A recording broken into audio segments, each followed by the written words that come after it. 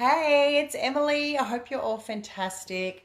Coming into you. Hello, all my beautiful people. Coming in today to talk about one specific aspect around leadership psychology, and it's really highlighting one of the belief systems that's a foundational belief that I go to work with around my business owner clients because automatically they see a big impact in the way that they lead, communicate, engage, measure, monitor, and also relate to themselves. But it's of critical importance to everybody. So I thought it'd be really appropriate to share here in this page because this page is for everybody. I know my business people are over in the Evolved Entrepreneur group, and then my people with their leadership interests are in the Enough Already, Let's Lead group. And if you haven't joined me in on those groups, please feel free to, because I do very specific content in those groups around those particular identities and what we deal with there. So I wanted to come in and share today about success as an identification and success as a belief system. So one of my clients was working with me today, really beautiful business owner, husband and wife business team, and the husband embodies the belief systems of I am a success and I'm successful, and she doesn't. And we were having the, proper, rigorous intellectual discussion around what is the purpose of her embodying the belief system around I am a success and I am successful and the business is successful. And the healthy debate that we have around whether it's ethically and psychologically and situationally appropriate to work with particular beliefs is a very important discussion. If you're ever working with a coach and they're suggesting that you adapt strategies and mindsets and they're not then willing to go toe-to-toe with you around what the premise is behind that, what the logic is behind that, why we are going to do it ethically, psychologically, emotionally. If they haven't explored all those aspects with you, it means that as a coach, they haven't explored it with their own thinking about you, and they need to address that, okay? So if you're willing to start examining beliefs like I'm successful or my business is successful, and you're not willing to do the intellectual rigor around, well, what's this going to mean if I actually entertain this belief system, if I start to have a confirmation bias for that being the truth, how will that affect my behavior? How will that affect me ethically, psychologically, emotionally? If you guys aren't having those discussions, then it's a sign that, oh, okay, my coach isn't doing that full 360-degree work and going, what are the flowing consequences going to be for me? So today was a discussion for this business owner around, is her business a success and is she a success? And she was expressing very intelligently, she was expressing the concern for that if I begin to entertain the belief that the business is a success and I'm a success, that then I'll no longer be motivated. And this is super, super important to deal with, get out of the way and address as a concern. Because if you think that once you have achieved a particular type of success and then you are, feeling great about it, that you won't take any more action, if you're fearful that you won't take any more action, it highlights for you that your primary motivation is not inspiration. It's not what you're working towards. Your primary motivation is just the avoidance of pain. So that's one really important aspect in this debate and in this thorough discussion around what would happen to me if I adopted this belief system, because the belief change work I do, it's very quick, only takes a couple of minutes, and bang, you've got a new belief stored as true. In this instance, we were talking about the belief that the business is a success. And one of the things that is important, like I said, is to identify, well, what's the underlying motivation? And then also to address this other false thought pattern that occurs for humans when we've been in a stress response, when we've been doing it tough, when we've been at the grind. We start to learn over time that crisis equals action and that stress equals performance.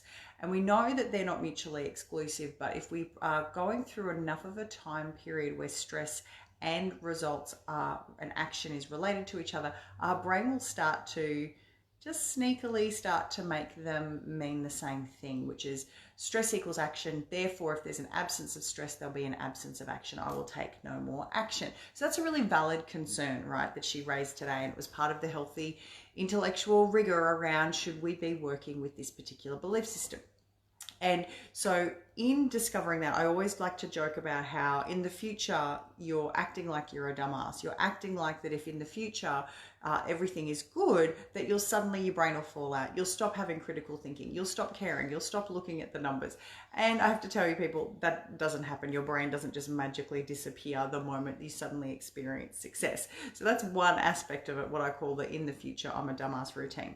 But the thing I wanted to make sure I talked about particularly was, how does that belief system influence and affect, how does any belief system influence and affect our really subtle unconscious behaviors? So the projections that we have, the expectations that we project on other people, the way that we subtly unconsciously respond, like with microfacial expressions, with, you know, instant things that come out of our mouths. All of those are critical leadership aspects for us. Our instant responses, are in the moment interpersonal responses to people, the way we expect, the way we correct, the way we lead, the way we guide people is mostly unconscious. It's reactions we have in the moment. And that's where belief systems are so critical. So when we have the belief system that the business is successful or I'm successful, beliefs dictate unconscious behavior.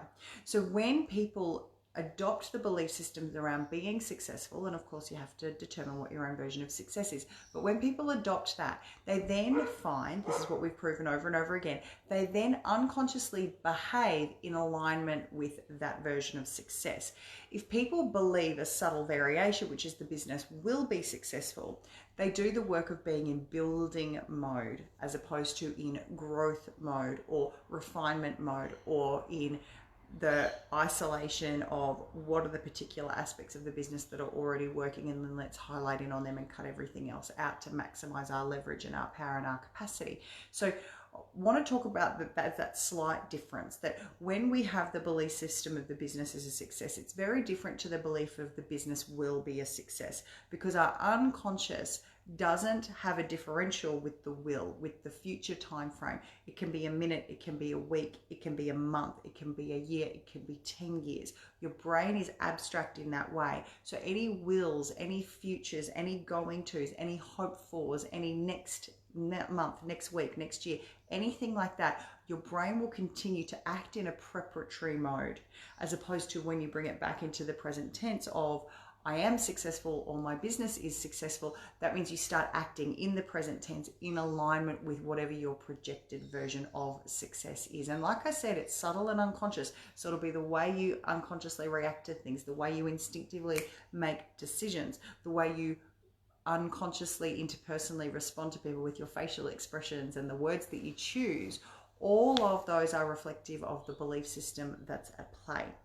Now, of course, after that intellectual, rigorous discussion around the ethics and the morality and the psychology and emotional impact of changing that belief, she's chosen to have the belief around the business is a success and I'm a success, because she's done the intellectual exploration and the conscious work of going, yes, actually, that's ethically responsible to take that on. And no, in the future, my brain is not going to suddenly fall out, and I'm not going to suddenly stop paying attention to my numbers, monitoring my people, paying attention to what matters. And of course, it highlighted that there's a little bit of still residual fear, okay? And so we address the fear, we do unconscious processes for that. That's actually really fast. People who keep going to therapy and spending years processing and unpacking their stuff, please save yourself the pain and just work with someone who does unconscious processing, who's experienced with unconscious processing, because it doesn't have to take a long time and it doesn't have to be painful, guys. Addressing core limiting negative emotions like anger, sadness, fear, hurt, guilt, and shame, the big six, the big ones that block us, that stop us, that paralyze us, that doesn't have to be slow. Ask any of my clients, it doesn't have to be slow.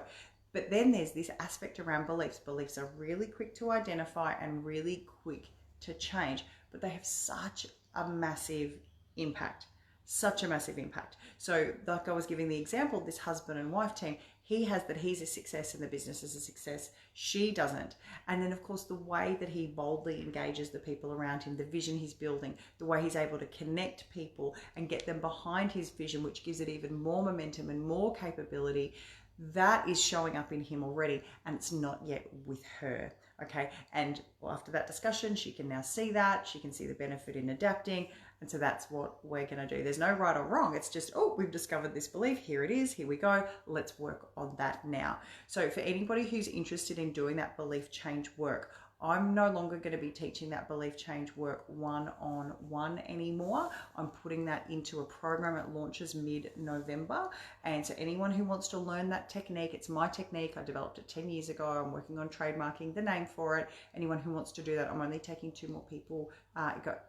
That's it. That's all the spaces I've got. So if you want to do that, if you want to learn that, it's revolutionary. It means you can change your own beliefs anytime you like. I do them in traffic. I've got clients who do them in bed, in the shower, sitting watching TV, in the office. You can do them anywhere, anytime. It's extraordinary. So give me drop me a booking. Just jump into my booking link. All you got to do is jump in, fill out my form. It'll book in a time for us to speak and work out if it's the right thing for you, answer any questions you have about the techniques and what you can apply it for. Obviously, I apply most of this in a leadership context because that is my jam. And I'm going to jump off, tell you all I love you. I hope you're having a really beautiful Wednesday. It's gorgeous here in Brisbane today. Had a mega day of sessions. It's been beautiful. I love what I do, and I'm looking forward to having a bath tonight and walking the dogs and getting out there in this beautiful day and playing family. That'll be really fun. Okay, check you all later. Reach out. Let's connect. Love ya. Bye.